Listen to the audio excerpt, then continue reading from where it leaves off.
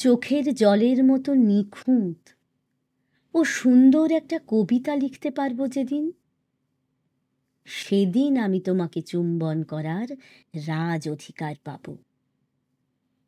কবিতা লেখা বড় কঠিন হে সুন্দরী। ৪৫ বছর কবিতা লেখার পর আজ মনে হয় আমি যে গন্ধটা পেয়েছিলাম সেটা কার গন্ধ, কোন হরিণের গন্ধ, কোন বাড়ি থেকে এসেছিল জানা যাবে না। মানুষের মতো দেখতে একটা পাথর ২০০০ বছর ধরে সান্টা মনিকা বিচে গান গাইছে। তার সুর থেকে ছড়িয়ে পড়ছে বেহাগ, মল্লার, শিবরঞ্জনী।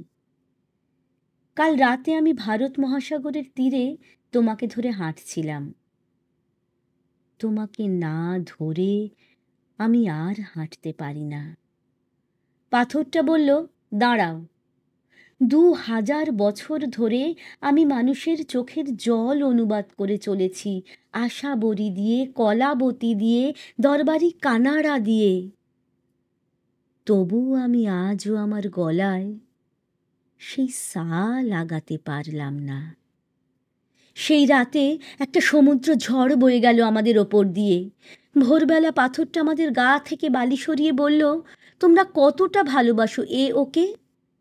এতটা, এতটা, এতটা।